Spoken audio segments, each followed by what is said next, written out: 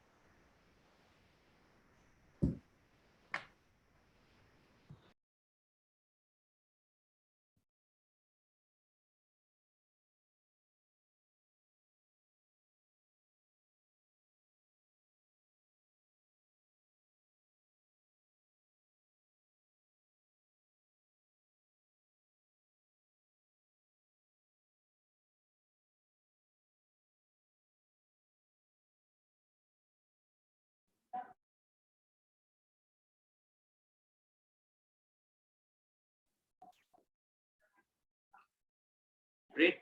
So good evening, everyone. So I'll get started. I think we have a couple of them who have joined. We are recording this session anyways. For those who are gonna miss it, we will put it on YouTube and we'll share the link with them so they can watch it later at their convenience. So yes, let's get started. So I'll start with a quick introduction. I'm Darshan from Simply Sport Foundation, and I'm going to host today's panel discussion on the occasion of International Day of Sport for Peace and Development. We have three panelists today. We have Priya from Mrida, we have Paul Walsh from Jungle Crows, and Dr. Rashmi from Ahan Foundation as well. I'll give a quick introduction about them as we go along. Before that, we thank all the participants who joined us today. I would like to welcome them for the Simply Sport panel discussion. The topic for today is the role of sport in developing sustainable societies. How does the role play an important role in helping building a sustainable societies, and how do we fund the future for them? A little bit about today's day, that is the 6th April. It is International Day of Sport for Development and Peace. It was declared, the 6th April was declared as this day. It was declared on 23rd August 2013 by UN General Assembly as the day of International Day of Sport and Development and Peace. This day is commemorated basically to honor the role that sport plays in society, whether by encouraging healthier lifestyles, be it making sport more widely accessible, or using it as a vehicle for development in areas where vulnerability and conflict, poverty, and inequality exists. The theme for this year, 2022, is securing a sustainable and peaceful future for all by the contribution of sport. The focus is on how sport helps in securing a sustainable future and helps fighting the climate change, which is a very important issue that UN is tackling at the moment. So yes, thank you for all the participants who joined us today. Welcome to this session. I'm your host, Darshan from Simply Sport Foundation. I'll just jump into quickly introducing our panelists, three panelists who have joined us today, starting with Mr. Paul Walsh. Paul is from England, is the Englishman who has been a British diplomat in Kolkata from 2002. He moved here in 2002 and he started a small rugby club with his friends just for fun. And that rugby club then became into a serious foundation. And then once he decided to drop himself as a diplomat, then he decided to take a career break, and then he has been following his passion in Kolkata itself. He's founded this foundation called Jungle Crows Foundation. It's a foundation that uses the sport of rugby to make positive impact in the young lives by training in the game. With the social development project called the Khelo Rugby, there are hundreds of children they are impacting as we speak. They provide them with scholarships, training, and mentoring as well. The Jungle Crows has been recognized nationally as well as internationally for the transformative work that they have done with young lives, and they keep delivering projects that are based on the ethos of nothing for us without us. Thank you, Paul. Welcome again for joining us today. That's the second panelist is Priya Nadkarni. Priya is the co-founder of Mrida Education and Welfare Society, and she heads the fundraising and partnerships in finance at Mrida. Prior to joining Mrida, she's traveled across rural parts of India and she has covered a lot of issues as a finance journalist. Her stint in the impact investment sector saw her successfully manage and maximize engagement for the firm's clients to their impact aligned projects. She was the business. She also worked with Business Standard in Mumbai and Unitas Capital in Bangalore. She's sorry, somebody joined. Yeah, she joined Pradhan in 2012 to work at a grassroots level on employability program in Mandla district, and from then on, I think she has been located in Mandla itself. I think she has been moved to Mandla, and she has been working from there. Priya holds an MBA from Indian School of Business and Bachelor's in Economics from St. Xavier's College in Mumbai and Diploma in Journalism from Asian College in Chennai. Welcome, Priya. It's wonderful having you. Lastly, but not the least, we have Dr. Rashmi Tiwari. Dr. Rashmi is the founder and chief believer of Ahan Foundation. She holds a doctorate in economics and a diploma in sustainability and responsible leadership from the Swedish Institute. She before joining or founding this NGO, she has worked in a lot of leadership positions in various corporates. She was also the director of at the American Chamber of Commerce in India and the executive director at the CEO Clubs in India. Rashmi launched this Ahan Foundation in 2030 to address a lot of string of interconnected social problems related to girls and women, including the gender equality, girls child trafficking, child marriage, poverty, lack of awareness, and facilities for health, hygiene, and sanitation. She uses her experience as a certified leadership coach using tools based on latest research on neuroscience to help the underprivileged kids transform their personal and professional lives. She regularly speaks and talks about the issues on women empowerment and mentoring of women at various national and international platforms. Welcome, Rashmi, Dr. Rashmi. Good to have you as well. Great. So let's move on we have quite a few have joined while I was speaking. Nice to have you. Welcome everyone again. Yes. So let's move on to today's discussion. I'll start with the questions itself. Don't want to waste much of the time. So starting with Priya, I'll start with you first. So my first question for today's discussion would be on the topic of the role of sports that plays in creating sustainable societies. So Priya, according to you, what is the role of sports according to you in creating a sustainable societies? How do you define that? So I feel that sports is... Sorry, somebody is on. Can you?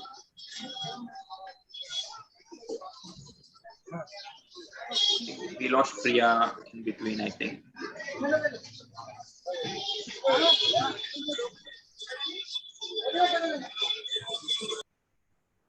Priya, can you hear us? Okay, I think we lost Priya. Meanwhile, she joins back. Rashmi, I would like to ask the same question to you. You have been in this field for quite some time now. So, and you have been working with girls, especially in the rural areas. So, according to you, how does the sport play an important role in developing sustainable societies? Rashmi, you're on mute. You're speaking. Sorry. Sports play, a major role in sustainable society and in development because first, I feel that the issue which we address all the time is gender equality, which is I think the foundation of any society which really wants to be sustainable and development.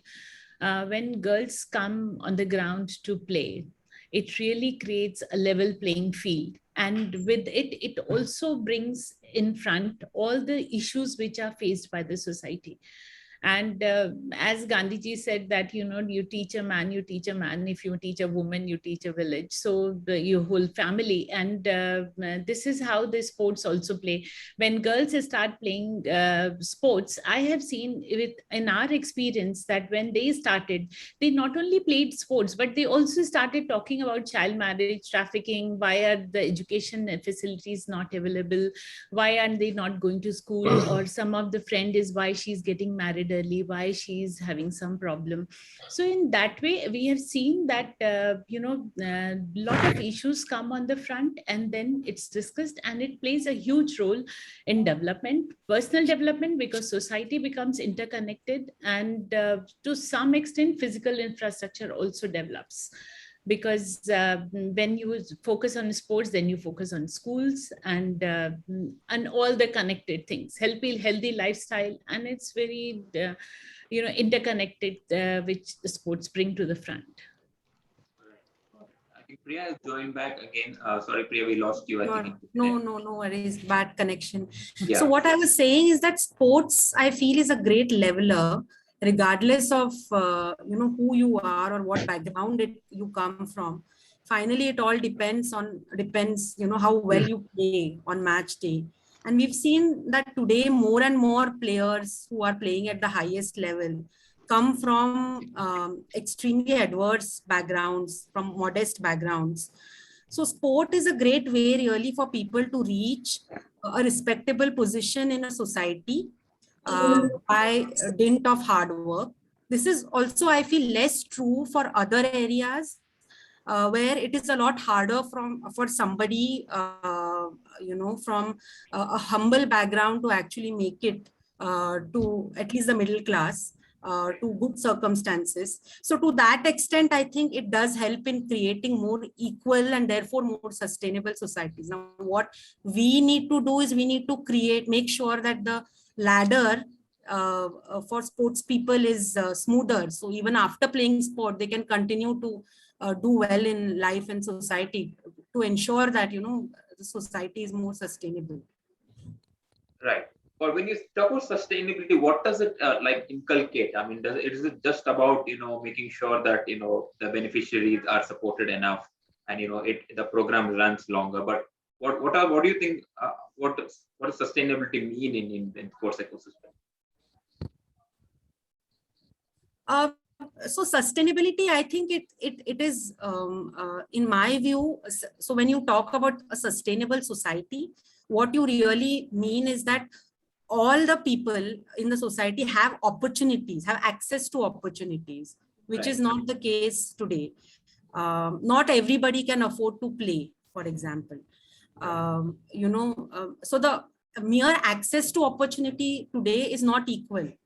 So if that itself is not equal, then we can't really talk about anything else in terms of excellence or in terms of, being a more just society and all of that.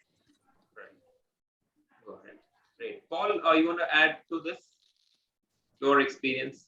Yeah, sure. I think Priya makes a really good point about what's sustainable. It's quite challenging. It's quite an ambitious kind of statement for sport to be impacting sustainable societies. I know that we as an organization, we certainly impact communities, and therefore I suppose you can argue society. And I think that's, an individual level, by giving a young person an opportunity in sport, and perhaps also because of their sporting prowess, giving them a further opportunity in education, in growing their life. So I think that's kind of, in a way, it's the kind of easy part. But what's challenging is actually that sort of sustainability, and making sure that we are having an objective, a target, an ambition for what we do, the work that we do, to make that sustainable is quite challenging, really. And I think that Priya nailed it on the head, that we have to make equal opportunities, make sure, and Rashmi as well, in talking about gender equality, making sure that, because it's definitely true, and I'd agree as the point she made, in my experience, is that you teach a girl, and yes, the whole village is learning, whereas if a boy is kind of, it's not the same, absolutely not the same. Yes, yeah, I think Rashmi made a very important point of Gandhiji's quote. When you teach a man, you're teaching man, but when you teach a woman, you're teaching the entire village. Yes, that's very apt, I think, in especially the areas of work that you guys are into. Absolutely great. Yeah, so I'll move to the next question. The discussion was, sports has always been a very key to empower minorities, and especially the underrepresented. Do you agree to this? Could you also share some examples of experiencing this through the work that you have done? Maybe I'll start with Rashmi. I think this area might be more suitable if we can start with you. You're on mute again, Rashmi. I'm sorry. Yeah. So we work with indigenous communities, which are marginalized communities. Right. And within marginalized communities, girls are marginalized. So it's the most minority people, in even the marginalized communities. And they are the most vulnerable. So yes, I agree that minorities, it really empowers them because we have seen it. And to share our experience, when we started, very few girls used to play football. And we started with football because it's a team play, and we wanted to create a team of girls who can be together and be a peer network. So objective was not to make them play football. Objective was to teach them life skills and some empowerment thing, and bring them to learn other things. Right. And to create awareness about gender-based violence. So when we started, I thought that, okay, football is the only means when we can bring them to the ground. When they came, and the first thing is that, which I feel that these kind of sports, especially football, which we promote, they come through a lot of trauma. And when they come on the field, they vent it out. The first thing is that the trauma comes out, and it comes out on the football, and it's healed by the togetherness. Right. So of course, minorities, and as Priya rightly said, that it's an equalizer, because here, it's your capability to play which counts. It's not what background you are coming from, what kind of life you have led. You're playing and you're making the team win is matters. That's it. So that way we have seen, and gradually, when we started, they formed the peer network, and without, us teaching them, they started fighting against child marriage in the village. And we never told them that, okay, you can work as a group. But if one girl was getting married, they went ahead and they convinced everybody, they convinced the local leaders to stop the marriage. And this is now a history. Another thing which I want to share, when we started in one of the place in Jharkhand, 85% girls wanted to have gun in their life, because they were, all the time suppressed. And they thought that gun is the power, whether it's police, and they didn't have any problem to become, Naxalites as well. And after 7 years, recently we did the survey, and it was zero. They don't even want to become police now.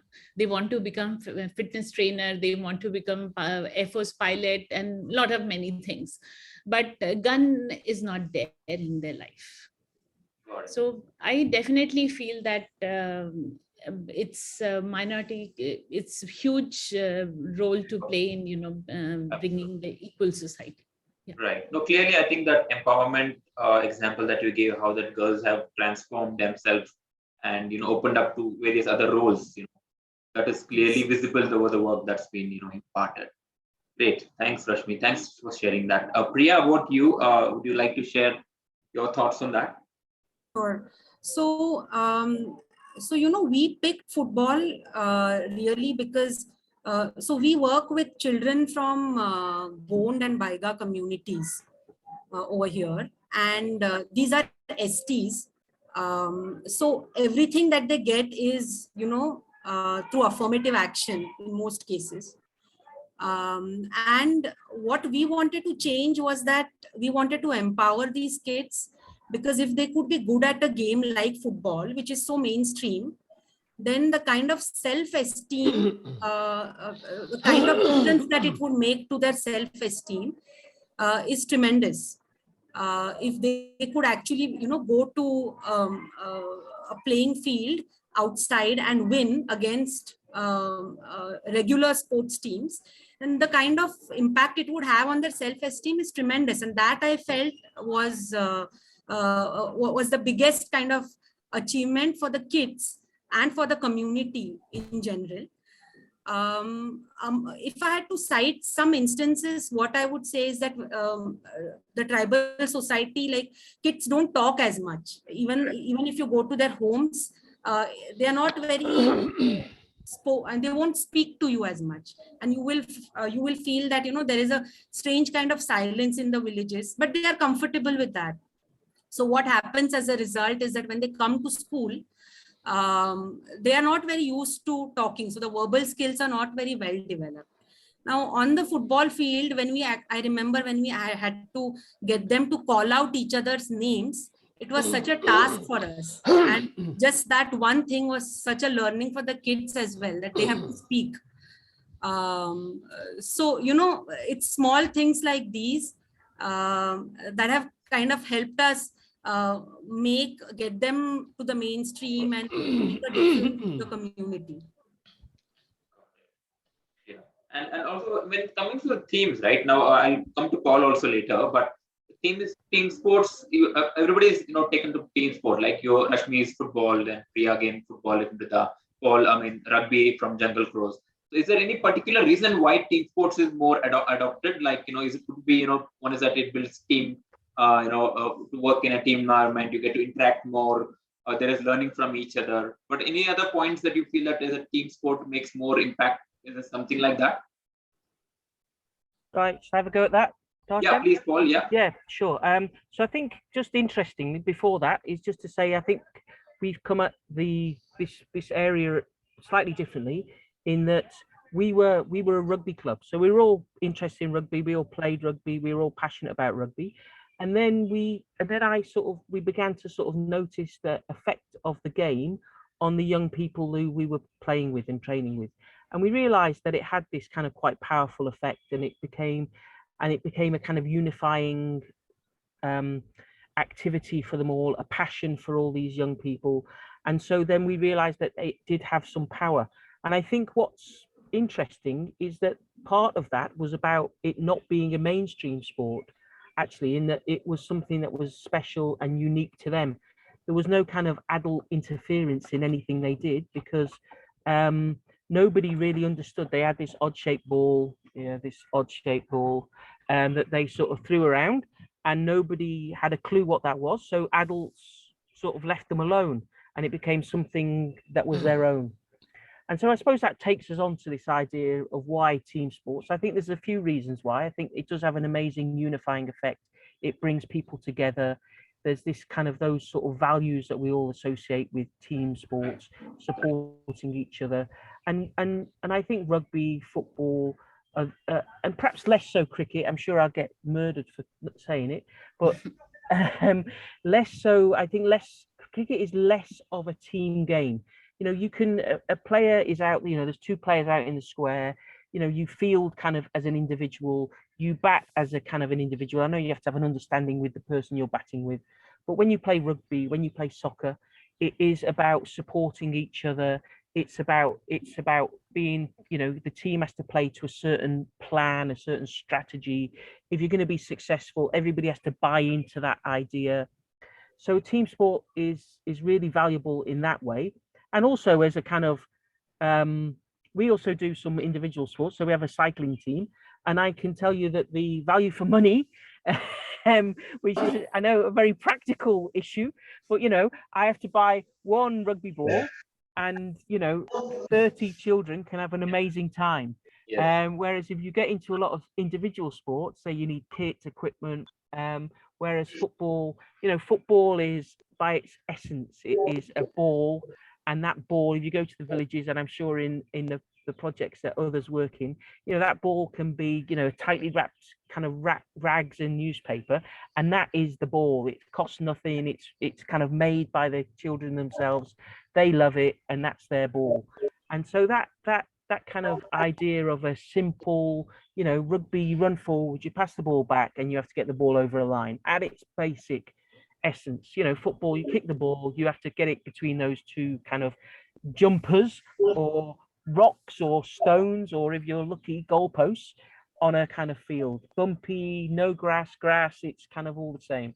It's just that simple playing together, working as a team to achieve, you know, the win. And it's also, you know, there's sort of that idea that when you're a team, you kind of win together. But, and especially in rugby, it's this idea that you sort of lose together as well, that you're all together, that you shake hands at the end of the game. Everybody's a friend, everybody's part of that family, whether they're on the winning team or the losing team.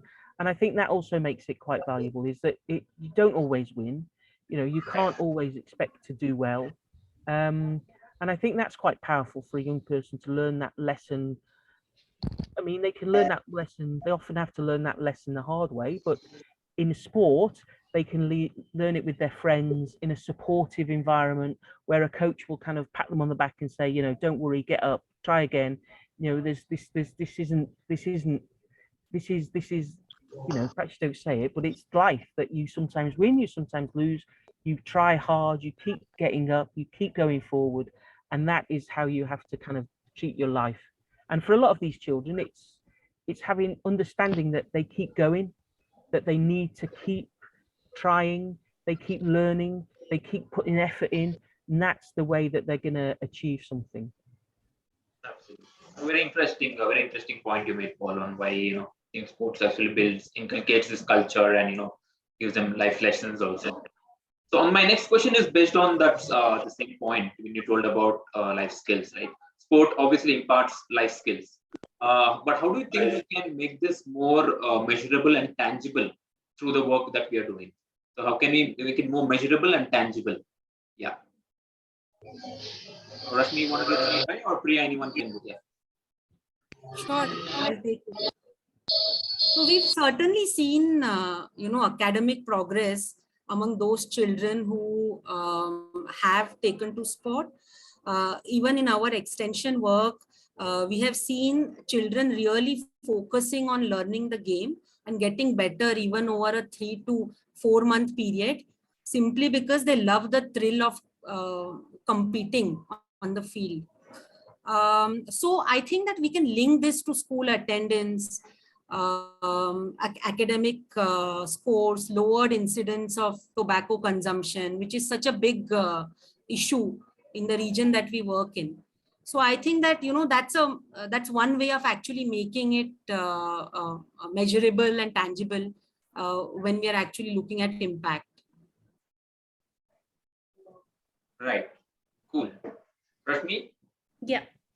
Yeah, I totally agree that you know, we can link and we can see, you know, the improvement, and not only in team sports, even the sports, you know, where the girls are performing individually, like we promote chess, long distance running, badminton, etc. But there also it shows the improvement. We have a model which we call CREATE model, and it involves, you know, measuring their impact on critical thinking, problem solving, their communication skill, and how are they doing their teamwork, not only on the field but also in the center when they come and learn their computers or studies, etc., and life skills. And of course it improves. We have seen one major area of improvement is that early pregnancy has reduced drastically with the girls who are playing sports.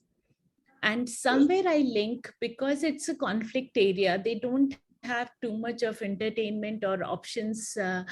Girls get into, you know, physical relationship very early, and they end up with pregnancies or duku, which is not marriage, but the girls just go and stay with the guy.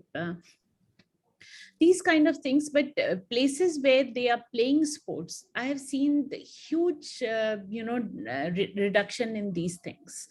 And I related to that, maybe, you know, they don't need boys to, you know, get that self-esteem. The sports give them, and they are capable, and they don't, you know, get into all these things. And academically, yes, they are performing better. They are speaking, they are going to the banks, etc., with their parents, and computer skills. We also do workshops, life skill workshops on the field one day. So I have seen improvement that where they talk about all the other things. So definitely it improves, and these are all tangible results. Right, absolutely. And when you say tangible also, do you see the overall quality of life improving in that area region? Is that also a measurable impact, like in terms of maybe employment also could be one thing? I don't see, because a quality of life is hugely dependent on other factors as well.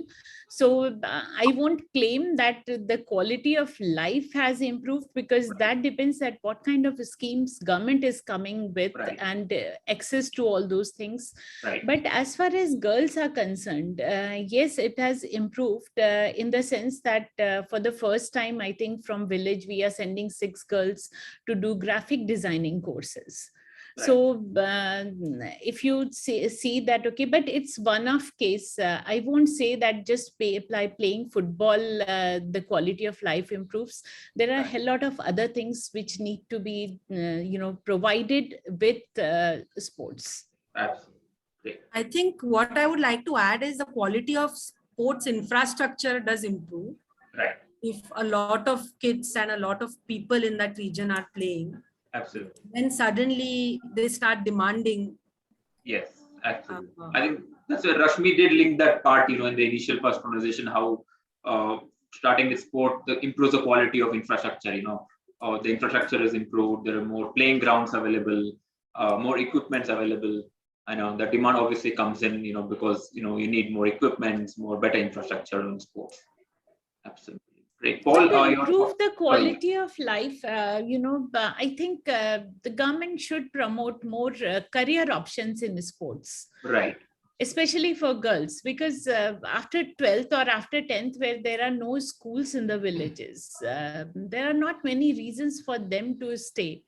And if they have more career option like fitness trainer or some salesperson in some sports company, it would be better. I think work still needs to be done, or a lot needs to be done on that front. Right. So I stick to the same point. Very important point you mentioned was how can the government play a role in this, right? How can government plug in? Paul, would you like to put some thoughts on this? What is the role a government should play, especially working in partnership? I think just to go back to the last point is just to mention that we've had good success with creating new opportunities for young people because of their sporting prowess, because of the way they're playing and what they've achieved.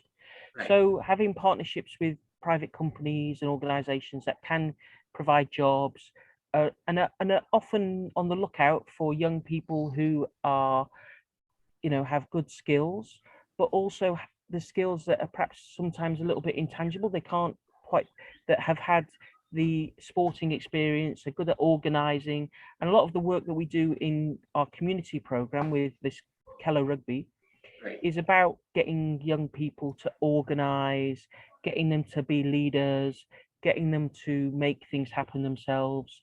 Saying, okay, if that's your problem, how can it be solved? Setting them those challenges, and though the skills that a young person builds up through activities such as that become quite valuable, and we found that people do value those skills and those experiences.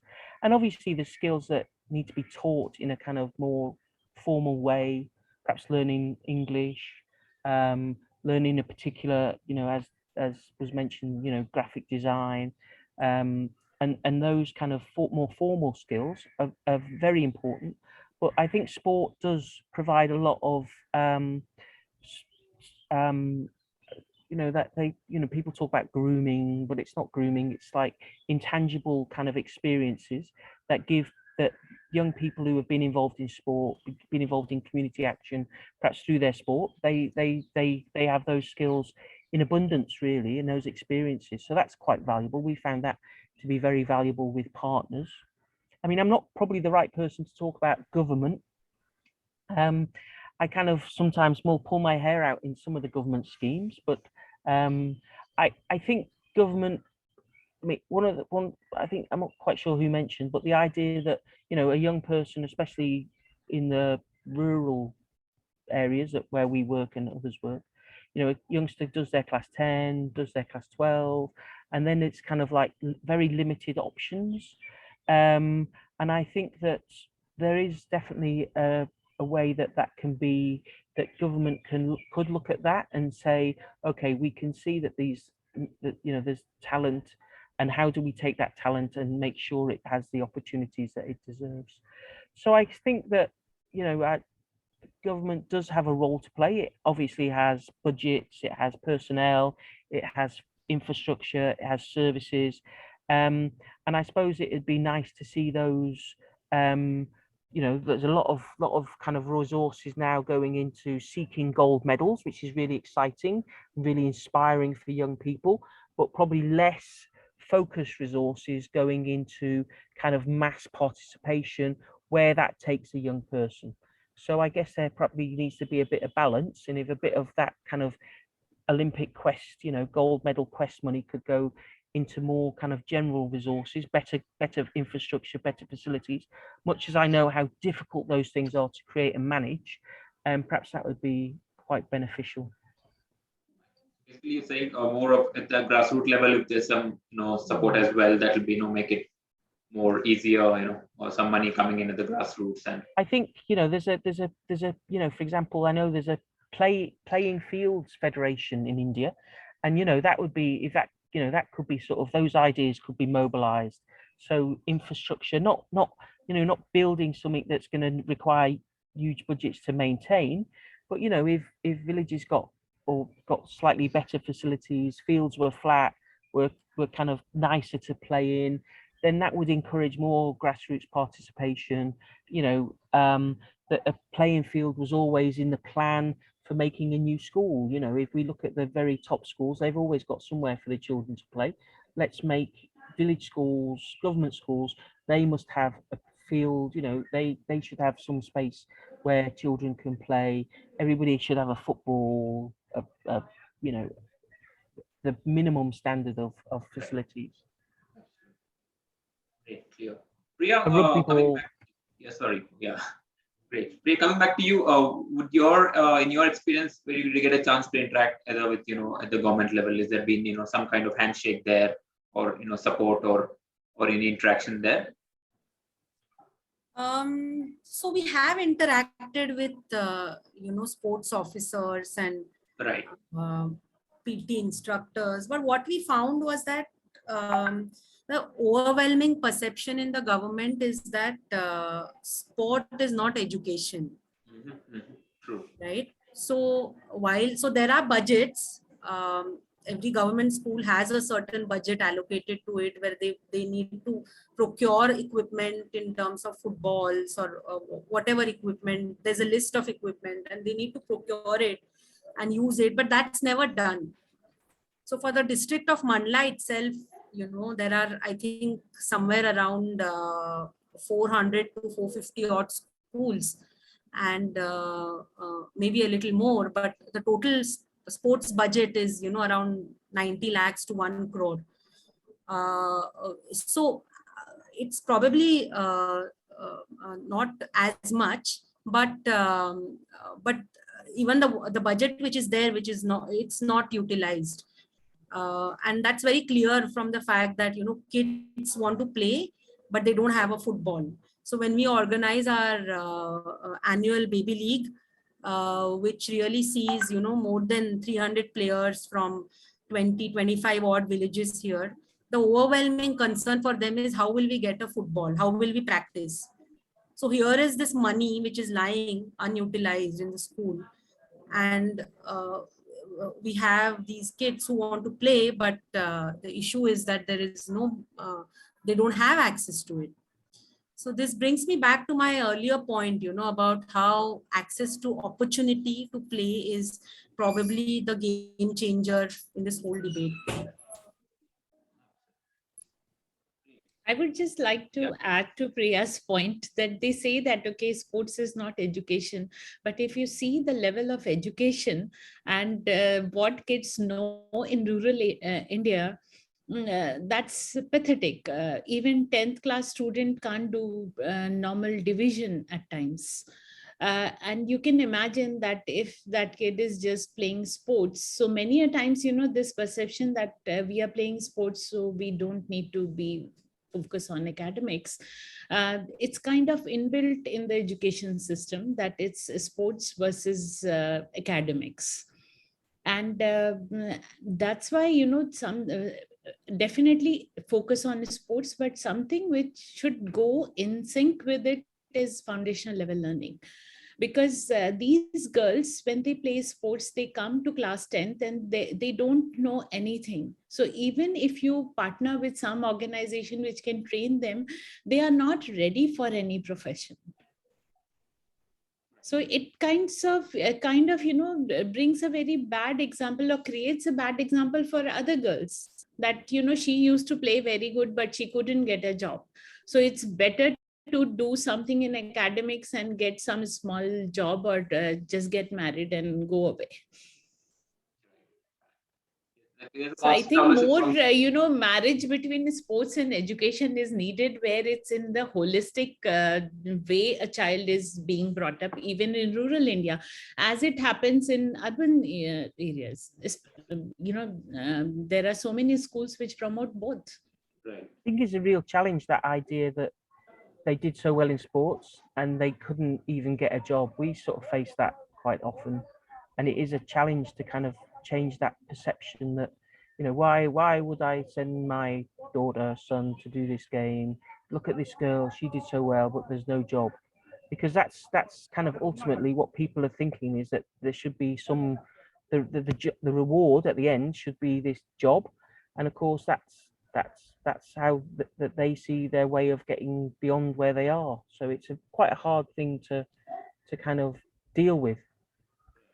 Absolutely, I think important to create job opportunities in sports itself. So so once they finish playing careers, they in the second innings they have chance to become a coach, or take up jobs in sports management or in operations. That will kind of motivate them. Absolutely. Great. So for the audience, before I move on to the next question, if you have any doubts, questions, please raise your hands. I will come to you. Yeah, Mr. Gurdeep sir, yes, please sir. Thank you very much. Am I audible? Yes. Okay. Really, it's a very interesting topic you have taken up. I'm just giving. I retired as a secretary, All India University Sports and Research. Now, I would like to bring National Education Policy 2020, in which there is a provision of integrating sports with education for preparing participants for life. Right. Because sports helps us to develop a positive outlook for life, ability to aspire and perspire, which we learn from the field, and meditation, or you can say concentration on means and methods of play, modern play. Then overcoming our obstacles in career and setbacks. Bounce back. After the defeat, we learn that next day we go for participation. In case somebody fails in academics, you see the environment at home, completely drowsy, completely just shattered. But in sports, we are taught to bounce back for the next day's play against even a better team. These are the how sports develops human personality and performance from active, healthy, and productive lifestyle by channelizing youthful energy into constructive directions, developing your body, mind, and spirit. Until and unless we don't make sports a part of education in school, colleges, and universities, the societies cannot be developed holistically, and sustainability will be away from practical life. So then we are supposed to strike a balance between our passion and profession. Because if you simply play and you don't get a profession or job, it becomes a punishment. Revitalizing the energy and its expenditure on expertise. We should play to pursue the excellence. There are two types of sports. One is active, healthy, and productive lifestyle for fitness, entertainment, and recreation. Other is the pursuit of excellence for winning more medals by producing world beaters. Right. India needs to take up this issue very seriously because we are a big economy and a big population. So this is how converting the potential into a performance. Sports Absolutely. plays an important. This is specialized sport. One should, as we say, that we should take up subjects by having a counseling with the expert.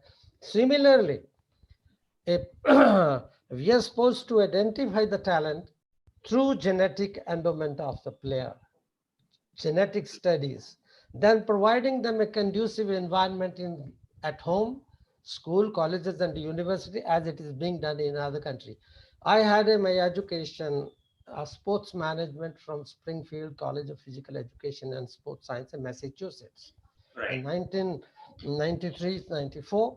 So they identify their talent in America through genes, providing them a conducive environment, later on a specialized training, and converting that potential into a performance, being world champion.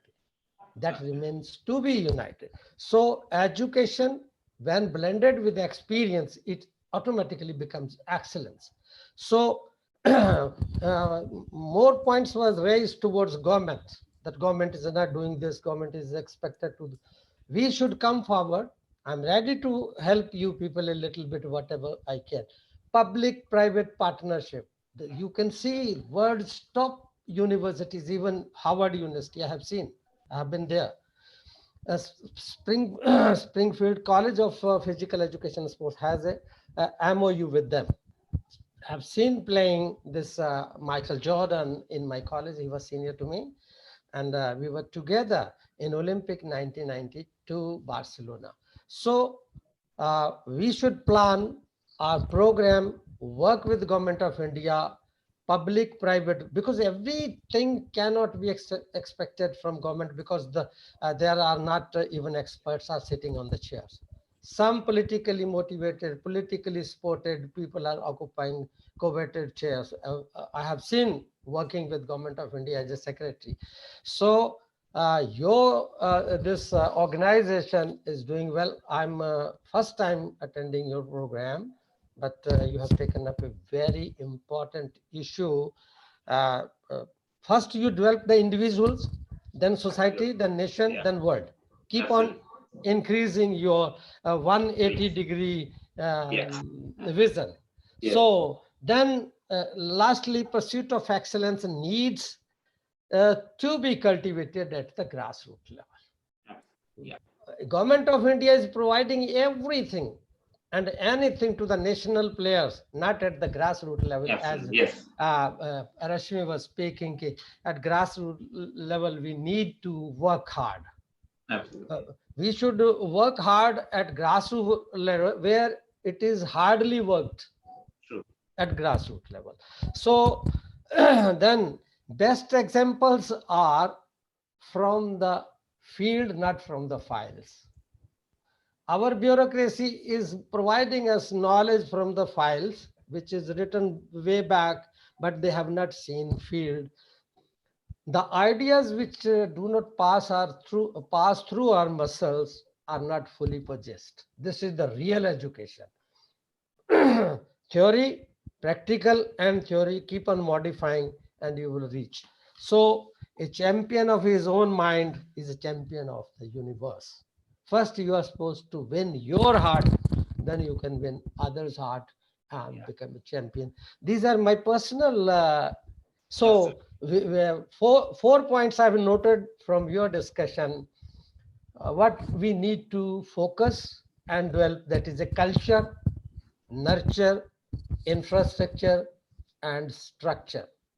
when we combine together, that is talent, training, and target, you can produce champions. I'm with you Yes. people, a little bit of whatever I can contribute without any condition, no job, no promotion, everything I have enjoyed. I want to enjoy your thinking with, and we can take a government along with us. But you lead. Let Simply Sport lead the play a leading role. Government people are journalists; they are not specialists. I was one. I'm an Indian hockey player of my time, and worked up to secretary All India University Sports for Great. 5 years as a coach in National Institute of Sports Patiala, which is my native place. Wonderful. Then 5 years as a Sports Authority of India coach with the Indian team. Then it was a transferable job. Then I decided to settle in Delhi. My wife is a professor of economics in Delhi University. And now I'm leading a retired life. Not tired life, but a retired life. So Absolutely. we would like to work for the promotion and development of active, healthy, and productive lifestyle to produce champions. Thank you very much. I'm happy that you are working. In case I can be helpful to you, I'm Yes. always Absolutely. available without any condition. Thank you Absolutely. very much. Yeah, we will be in touch. I'll obviously very insightful points that you made. We'll surely get in touch to have another discussion with you maybe sometime soon. Yeah. We can We'll be happy to do that. discussion Yeah. because you start integrating sports with the education, because there is a provision in National Education Policy 2020, and you enter in a organized system, school, colleges, and universities. Absolutely. And this is the path of a champion, from child to champion. This True. is the Got so it. where I can, my experiences can be helpful. Yeah. I'm always with you as a Thank member of your family. Thank you Yes, very sir. much. Thank you. Thank you. Great. I'll move on before we take the next questions. If anyone has a question, please put in the chat box. We'll be happy to take it. Anybody has any questions, please put in the chat box. My next question to all the panelists would be talking about COVID, right? It came at a time, when everything was going well, but it was a tough time. I mean, COVID hit us and it was tough time for everyone, especially the social sector. So how do you go about ensuring that, the foundation of the society or communities was sustainable and the beneficiaries, especially the children, were not impacted? And what can we learn in the future? What can you learn from that experience? Yeah, Rashmi, you want to start? Yeah. For us, we were totally offline programs. We were not online. So first thing, which I think is common to a lot of people in the social sector, is that they switched on online. And online things. And for us, it was more important because girls are at risk of trafficking. And when parents lost their job, the girls were very vulnerable, that they were sold, they were sent to, work somewhere, brick kilns and etc. were working. So that to ensure that they are safe, that was our priority. And that's why we went online, and then we created online education. And somewhere, because for sports, one thing we did was that made them play, at least because at village level, they can come together, because villages were not that affected as in cities. So they were somehow, few girls can come together, and we encourage them to start playing online Ludo. Instead of, something else. At least the spirit will continue. Or their own, the few bead games, etc., or small stone games. But yes, it was online, and we created few groups, which are very village specific group, or very small, which they call Tola, which is smaller than village. So it was Tola groups, and then they got connected with each other. I think, yes, and till date we are continuing, because it was a good lesson. And now we are hybrid, so online, offline both. And this is the way to go, I think. Yeah, I think yes, COVID did bring out a lot of interpersonal skills out, right? Many didn't know that exist, be it rural or even urban. Like even as I said, my example, okay, I started cooking more, then being at home, maybe I learned more of cooking, some interpersonal skills that came out naturally. I think Oh that yes, at us for us it was a lot of community level leadership, because at village level people were not listening. So it was our girls who took bamboos and they barricaded the villages that nobody can enter, so that nobody COVID positive can come in the village. They started campaigning for getting wash hands. In fact, they did their songs, local songs, and they made videos. Whatever till we sing this song, you have to keep washing your hands. So keep moving your hands till you are singing this song. So it became like all girls in Ahan and their families were doing it. Lockdown, they supplied soap and sanitary napkins, because sanitary napkin was a huge problem. So all these things, community level leadership, for us it was an eye opener. We never knew that girls were capable of so much. right. Great, thanks, Rashmi. Priya, Mrida's experience during COVID. We are a residential model. So because of that, while we were closed for the 3 months of the first lockdown and the 3 months of the second one, like March, April, May, we reopened right after that, mainly because one, we wanted the kids back with us. They were more vulnerable in the villages compared to being with us.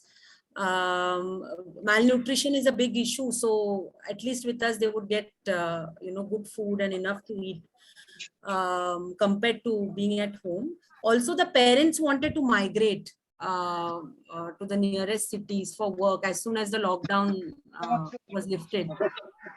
So we had to accommodate the kids, because otherwise they would go along with the parents, and that was not a happy outcome for anybody. So therefore, we kind of made sure that both our learning loss and falling loss was minimal even during COVID times. Right. Great. Yeah, that's a good example. Paul, your Jungle Crows. Yeah, I think COVID was a very, very challenging. I think we faced the same issue, some similar issues.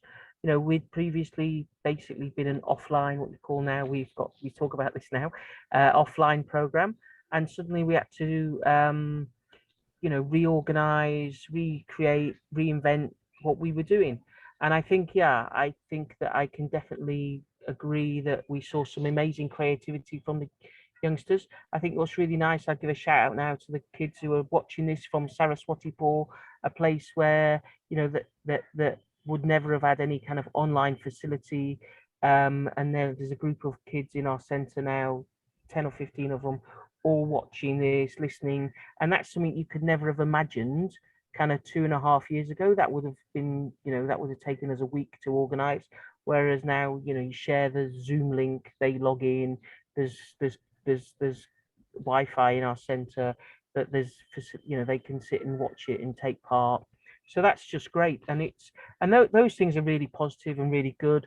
But the challenges were keeping in touch with communities that weren't online, making sure that young people who didn't have any access. So you realised very quickly that urban access, we knew that, I think we all understood that rural access to online would be very, very low. But we also realised that for urban children in busties, that actually that was also a challenge, that everybody doesn't have a phone, everybody doesn't have data, everybody isn't able to kind of get online classes. So trying to fill some of the gaps was very challenging, and we managed it in some cases, in a lot of cases with some success. And yeah, that kind of idea that, especially for sort of rural programs, that children were being kind of taken away, families were losing work, having to resettle themselves, having to move to kind of survive. So it was very challenging, and I mean, as there's a bigger question about potentially kind of lost generation of young people who have been out of school for so long.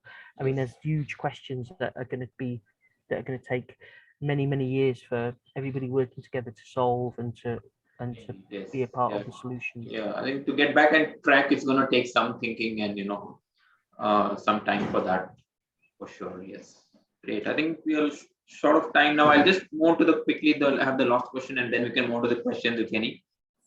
So, what according to you think are the major challenges you face in sports in creating the most sustainable society? Do you face any challenges in using sports? Any challenges attached to it?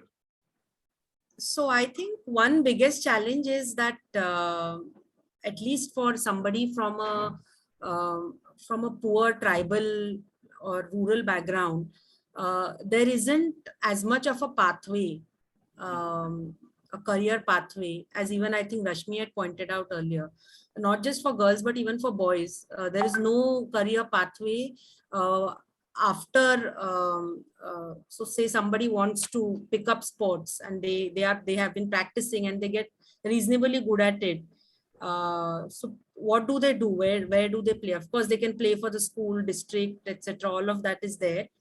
But post that, what happens? Post 12th standard, what do they do?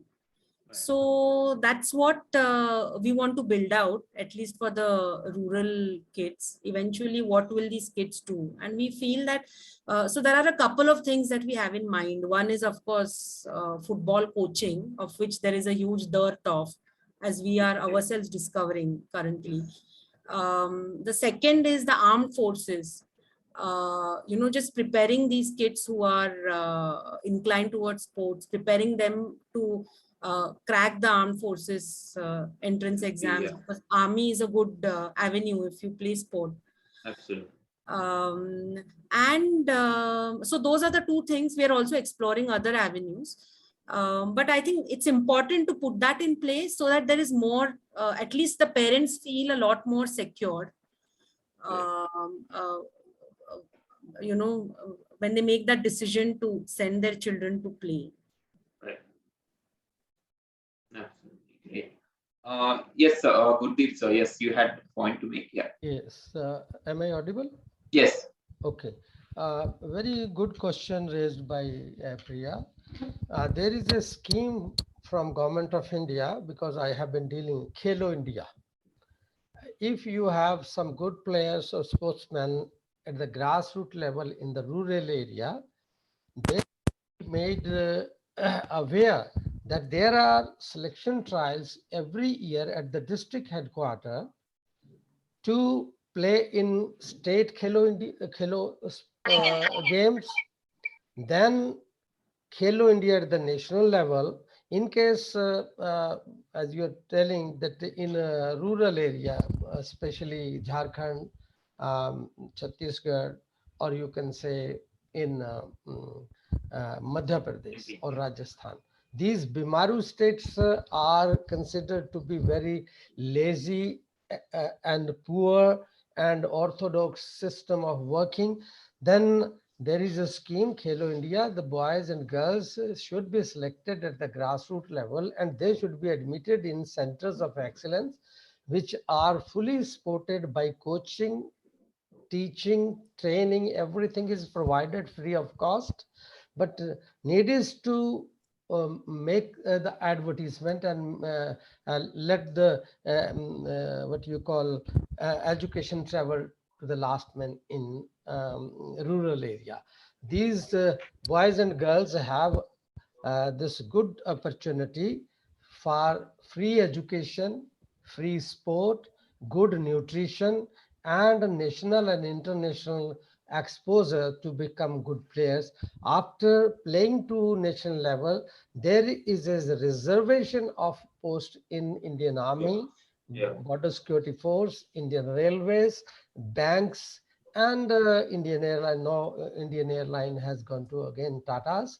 So there are a lot of openings for good standard players. So we should organize one seminar for the school PTIs, school director of sports, whatever you call, they should be made aware that the material or talent available at your level should be given a chance to participate in open selection trials.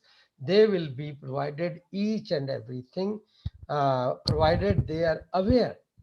They attend, for example, if nobody attends UPSC classes and participates in examination, he cannot be expected to be a bureaucrat. Similarly, if you want to make them player, then their selection trial dates, venues should be known to their physical education teachers, sports coaches in rural area, so that they can bring their students or children to participate in selection trial, and Government of India will take care of them, making them good player. Indian government will be providing everything, provided you are aware what is your right. So this we can make the best use of this. Thank you. So Rashmi, you want to add any more challenges? Priya talked about career development, career building. Yes, I totally agree with Priya that that's the most important challenge. Another challenge is the lack of private sector partnership in this area. Especially, all the tribal areas and conflict areas where we work, that private sector should, not much CSR spending is happening on promoting grassroots level sports. And I think if they come, infrastructure will improve and so will the career options. Paul, any thoughts on this? Yeah, I couldn't agree more. I think that there needs to be more focus on grassroots. I know I've been involved a little bit in Khelo India. We've talked to different organizations about their CSR. And I think that it's to have the elites, you also need a really strong grassroots. And for me, it's not just about creating elite athletes, it's the impact that sport has on the wider community. And I think that's what our discussion has been about today, is this idea that being part of sporting communities, having lively, good quality sporting community activities within communities is really important to creating a sustainable society. Communities that are healthy, communities that are playing, are understanding that the rights of every child is to have good play, safe play, healthy play, and that's a UN right for every child. So yeah, there's this idea that if you train and you do well and you can become a sports person, but I think that having good sport that's not just kicking a ball about, is actually, there's coaches, there's some minimum level of kind of infrastructure that is important for society. And if we want to have sustainable society, that is absolutely vital and must be there. So, and whether somebody becomes a sportsman, becomes a coach, becomes, that will happen. But if we have good grassroots sport, it's recognized as being important. Like people recognize that, learning maths, education is important, doesn't always kind of happen, but we need sport to be on that same platform that, yeah, every child has the right to play, should be able to play in a safe, healthy way. Then we'll be going towards more sustainable communities. Thanks, Paul, for these inputs. They are really helpful. So with this, I think we have come to the conclusion of this panel discussion. Thanks everyone for joining. I'll take one or two questions from the chat we have. I think mostly from Sashi only it's come. You can take one question, maybe you can then address it. So he's asking what kind of partnerships would help for the development of sport. So I think he's talking about mostly about what Gurdeep sir also said about public-private partnership. So how important is this? It could be even private partnerships or public. What, according to the panelists, you feel that partnership is the way forward for the development of sport in India? Well, perhaps I'll kick off. I think that partnerships can be at different levels. So there's this kind of, I think we have to be careful. We don't just think in terms of, Olympic athletes and that kind of performance in sport. That I'd like to see more partnerships, more organizations, more CSR going into, you know, what I see as, what I think of as grassroots sport. So it doesn't necessarily about producing, you know, the best, the greatest athletes, but it's about having sport as an important part of society. And if we can get more partnerships and more people focused on that and thinking about that, then in a way, the sort of elite stuff, it's glamorous. There's always going to be people wanting to throw money at it. Government puts a lot of money into it, but we need what I'd like to see is people getting involved and hands-on. This is something you can't just give money to. That you need to have a commitment of time, funding, and patience to kind of make a difference with grassroots sport.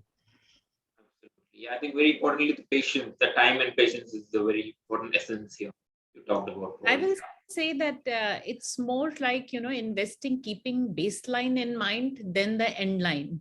Right. Right now, the more funding is keeping the end line in mind, that, okay, they will create this kind of player, or they will be seen by this kind of player. We should keep in mind the baseline, and end line can go anywhere. But even if it goes nowhere, we are going to invest. That should be the spirit. Absolutely. Great. Priya, any thoughts on this? Final thoughts? No, I agree with Rashmi that a lot of talk tends to be very outcomes driven, especially in sport. But ultimately, I think the task at hand is to just get as many children to play in the first place as we can, because that is ultimately the right, I think, of every child. And over time, that's also the way that, you know, you will actually spot the champions, and all of the other elite stuff will continue to happen. Absolutely. Great. Thanks, Priya. Thanks for your thoughts as well. Great. Then we'd like to wind up the session. Again, thank you, Paul, Priya, Rashmi, even Gurdeep sir, for joining on the occasion of international on this National Day of Sport for Peace, Development and Peace. It was wonderful to have a discussion and especially learn from experts from you guys. You've been there in the sector for so long, working with the on ground, you know, working with girls and, you know, with marginalized communities. Really good to know. And we at Simply Sport have a lot to learn from you guys. And our partnership obviously will work with you guys in the near future and want to, you know, amplify this impact as we go along, and for the betterment of sport and the development of sport and communities. Great. So thank you, Rashmi. Thank you, Priya. Thanks, Paul. Thanks everyone for joining today. Thanks for spending. Thank you so much. Yes, Thank thanks. you, Darshan. Thank you so much. The video will be recorded and will be put up Darshan. on YouTube also for access. We'll be sharing the link with others who have not joined today. Thank you. All right. Thank Have a you. good evening, everyone. Bye bye. Bye-bye. Thank you. Bye. Thank you.